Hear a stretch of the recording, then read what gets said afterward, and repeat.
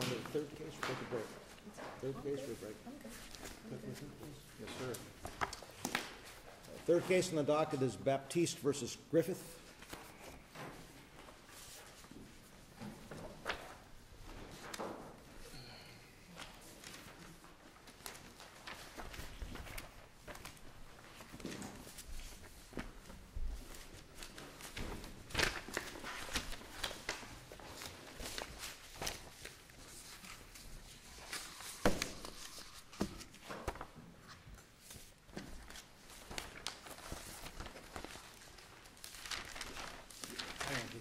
Just a second.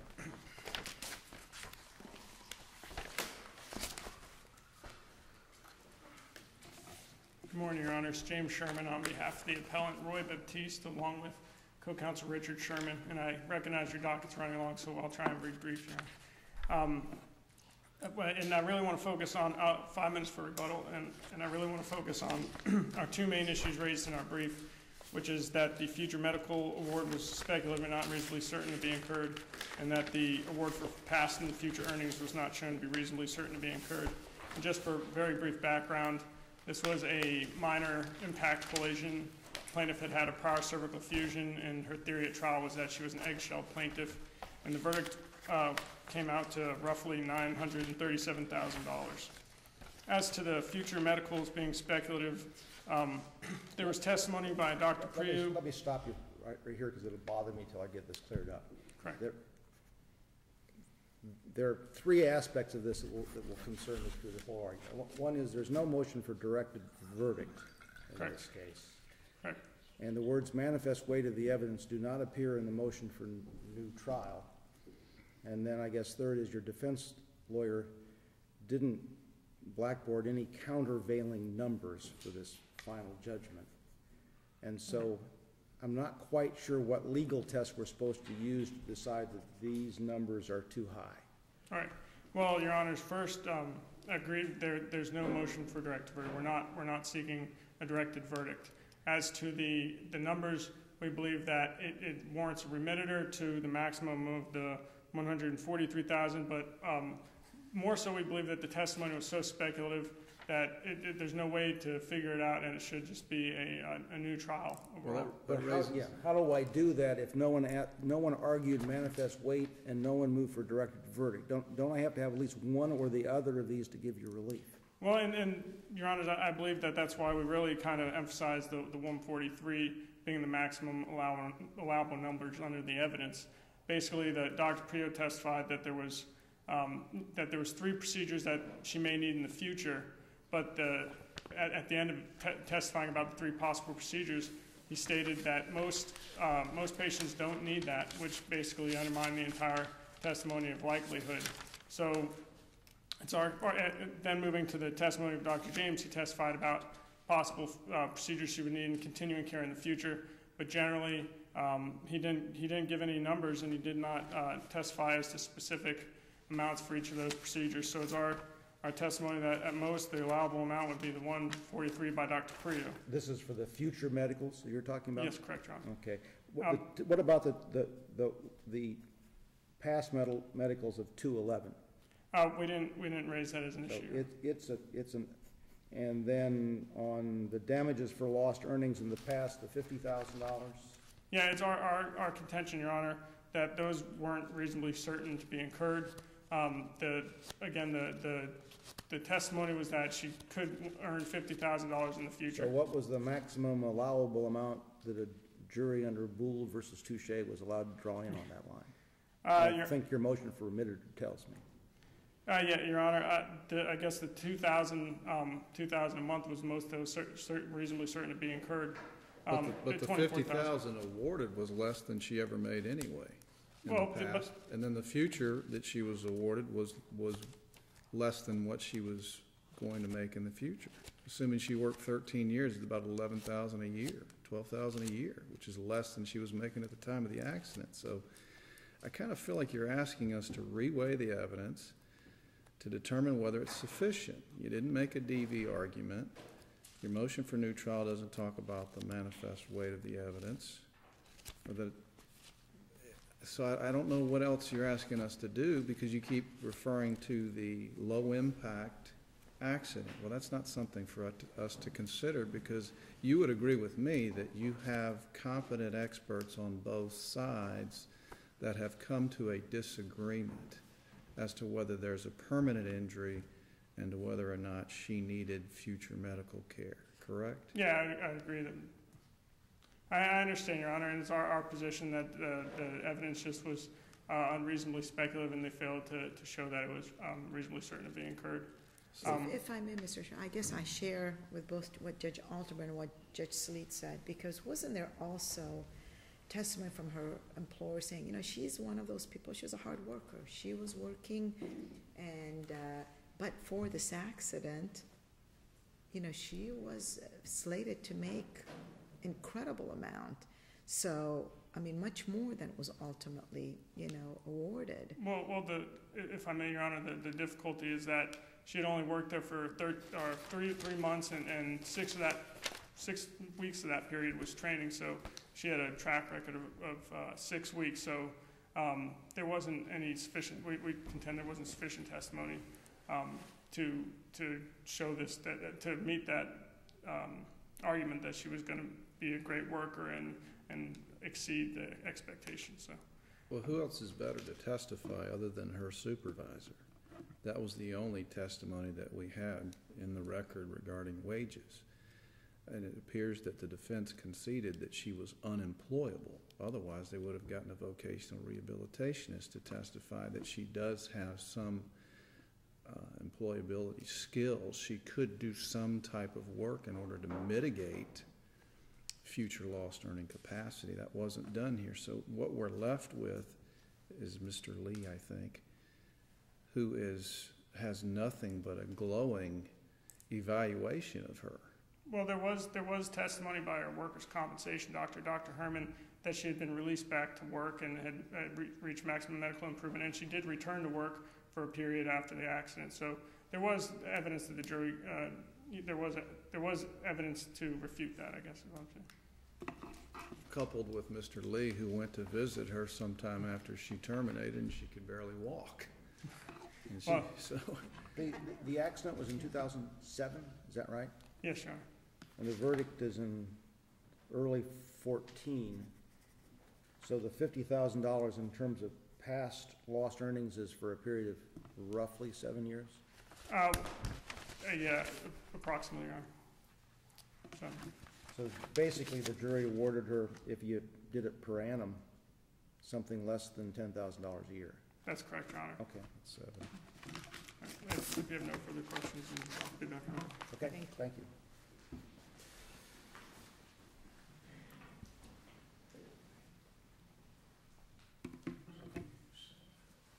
Good morning. Good morning. Court. I'm Jason Herman. I represent Danette Griffith. And here with me is Matt Powell, who is trial counsel for Danette Griffith during the trial. This was a 7-day jury trial. There were very few objections raised. There was no direct verdict motion filed. At the end of the day, the jury awarded more than what the defense wanted to see, obviously, but less than what the plaintiff proved. It was a clean trial. Afterwards, there was a motion for new trial. The trial court judge considered that motion, considered the trial he had sat through, and denied it. There wasn't an abuse of discretion there. We asked that that court be affirmed. We are asking for a reversal on one issue, which is the order for set-offs on 2 costs that were incurred by the defendant. Yeah, and let's talk about that, because that kind of concerned me. Was it, I know it was categorized as a set-off. Was it really a set-off? Was that really more of a cost judgment? Because what was it for? For the IME, and there was one other cost. For mediation. For mediation. And at one point, Danette Griffith, for quite a while, she was pro se, and we don't really know why she missed her CME and her mediation. We know that there was never an order on a motion to compel a CME. She complied with both once counsel got involved. As we saw it, this was probably more of a sanction. Yeah, it is. It's closer to a sanction issue. And why? And you know, if it was scheduled and she doesn't bother to show up, why is that an abuse of discretion to set that off? Well, if had it been a sanction, we wouldn't be here had the court gone through that analysis. But instead, what was entered was a set off, which is actually reviewed to know. Well, why can't you set off something that's, you know, if an unneeded expense of this sort? Well, It's not really a penalty sanction, it's a reimbursement sanction. and I would say equitably, what the court did makes sense. When I look at the statute under which the motion for set-offs was filed, which was section 768.76, which is the collateral source rule, which is what the defendant moved under and which the trial court granted the set-offs under, that only deals with collateral sources. And the collateral source has to be for the benefit of the plaintiff, and it has to overlap with what the jury did in their verdict, and we have neither here. You're basically not questioning what was done, just the manner in which it was done. Yeah, and I think if had the judge enter this as a sanction, and if they wish to do that on remand, I don't think there's an issue there. Well, didn't he grant this amount while hearing a motion for set-off? So it wasn't a motion for cost, nor was it a motion for sanction, to impose sanctions. Is that right? That's right, Your Honor. Okay. That hearing was on the new trial motion, on the motion for set-offs, and on the motion to tax costs by the plaintiff who had the judgment.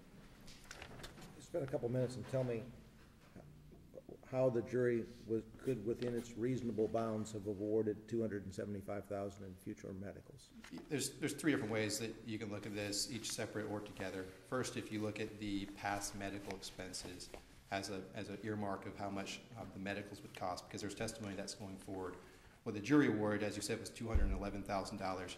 Keep in mind the jury set off, as the law requires, the amount of PIP that was paid. So they actually had $220,000 that they set as the amount of past medical expenses for that 7-year period. Danette Griffith is 47 years old at the time of trial. Her life tables, if the jury was going to follow those, it's 35 years life expectancy. Obviously, they can go longer if they wish to under our rules. And so what the jury awarded there was $50,000 more than their past 7 years compared to 35 years of ongoing, or 25% increase. But looking at the specific testimony, you have Dr. James, her pain management doctor, who says that the 2 years of prior treatment she's been getting right before trial is going to continue with the same frequency, at the same cost, as shown in what's my bills. And those bills are reasonable. They're reasonable for what pain management doctors charge in the community. Those bills are given to the jury as exhibits. They're admitted without objection. They have all the breakdowns of both frequency and cost in them. And what those show on the three main issues that were discussed is injections for steroids happening 1 to 3 times per year. Monthly appointments, which Dr. James said that she should come back once a month to see him, and those cost $140 per appointment. And Botox injections with Dr. Hauser, and his bills are in there, and those cost $2,416 per injection, and those are happening 3 times a year. Now, just looking at that, because that's a big dollar item. Big number. If you take that over 35 years, you end up at $253,000. But if you take it out over 40 years, which the jury could have concluded, looking at her, she would live 40 years instead of 35 more years, you end up at $290,000. And that's unadjusted for inflation or for a reduction in value? That's correct. That's a straight line? Yeah. Okay. And of course, when you add the other treatments on there, you end up over 300. But then you take Dr. Priyu. Dr. Priyu is another treating physician, and what he testified to is she needs 3 things: a spinal stimulator, a morphine pump, and RFTAs, radio frequency thermal ablations, burning a nerve. Now, in the reply brief, I sort of sensed there was a concession of sort that he testified good enough to get to $146,000, which is when you add up the numbers for all 3 of those. The problem with that math is that the radio frequency thermal ablations is a repeated procedure. And what he testified to in 2 different places in the record is that when the nerve grows back, which happens every 1.5 to 2 years, you repeat the procedure. And he expects her to have that for the rest of his life.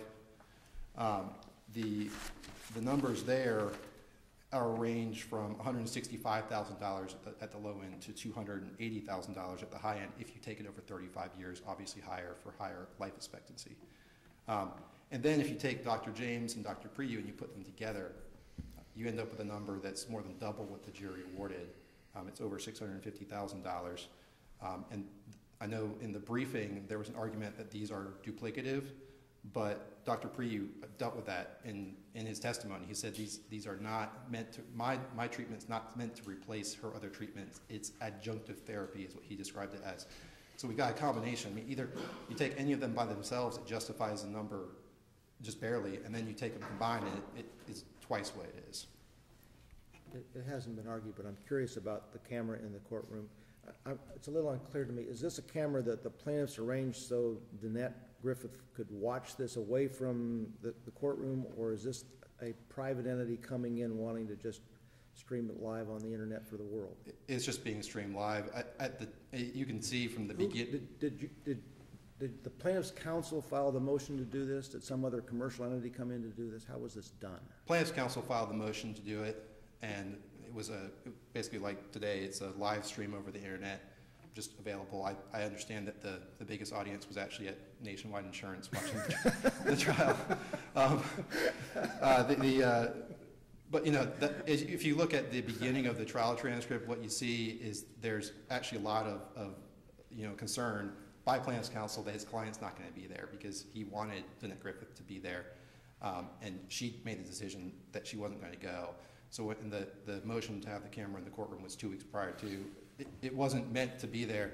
I don't know if she watched it. I don't know if she even has internet.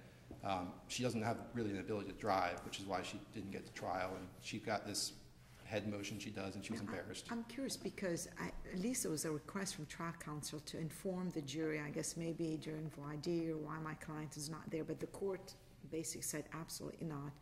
Later on, was it during opening, or was just mentioned briefly that my client is ill, that's why she's not able to be here? Yeah, there was basically just a statement of she's not here, will you hold it against her in voir dire, which is what the trial court judge said. You could ask this question. It was sort of a preview voir dire question that was run by the judge. The judge said, you can ask this question. You definitely can't pre-try your case by saying she's too ill to come in. And that wasn't said to the jury, not even on her direct. And then the issue, going back to the camera, was there, I know it was mentioned in the brief that the camera was moving, that there was somehow somebody was manipulating it or somebody was purposefully moving it around that would bring the jury concern, that they're, just address that for me real quick. So the argument from the defense was that Danette Griffith was at home controlling the video. That I think was in the affidavit filed by trial counsel. If you look at the record, let's just talk about the record first. The record only has the camera mentioned once, and it's by the trial court to the jury. And what he says is, you're not going to be shown on video, which is what the rules require. It's not mentioned anywhere else in the record, movement or otherwise. That's not in there. There's no objection by anybody. There's no mention by anybody. After the trial, there's a new trial motion that's filed which talks about the camera and how it's disruptive without affidavit. In response, there's an affidavit submitted from the camera operator who says, there was nothing wrong here. It was silent. There's no moving parts in it. It was stationary, pointed at the witness stand and the trial podium. And then in response to that, there's another affidavit that's filed by the defense counsel who tried the case, who said, I see these problems with it. But, of course, the problem for us today here is that if a trial attorney who tries the whole case is seeing something objectionable and doesn't raise it, it's waived. And the only support in the record is an affidavit from that trial counsel. And when you combine it with the fact that there's really a fact issue, for lack of a better word, between the camera operator and trial counsel, nothing in the record, we only have one person who is neutral and oversaw everything, which is the trial court judge. And we've got law that says superior vantage point. This is kind of unique because the judge is the only vantage point of that camera, and found there was not a need for a new trial. Obviously, didn't mention it throughout the trial. Okay. Thank you. It's my time. Thank you. Mr. Sherman? Mr. Sherman, I comment that you have the luxury of having a very experienced and competent appellate lawyer as your mentor, but I suspect you may have the disadvantage of having your father as your mentor as well. Is that correct? That is correct, Your Honor, yes. I get the benefits and the burdens, I guess you'd say, to use legal language. Your Honor, just in brief rebuttal, we didn't use the magic language, manifest weight against the evidence, but we do believe our argument that it wasn't reasonably certain to be incurred does meet that. It's a near equivalent of that. Right, that's correct, Your Honor. In regard to the set-off issue, we agree that it was done as a set-off, but effectively it was an award of costs, and our argument is based upon the equity and the public policy of lowering the cost of litigation. And since the plaintiff didn't show up for for the court order mediation and for the CME, we believe that it should be affirmed on that basis, or as counsel said, send it back to the trial court for him to enter a cost judgment for the difference. Thank you. Thank you. Do you have any rebuttal you wish on your cross appeal? No. All right. This court's going to take about a 10-minute break.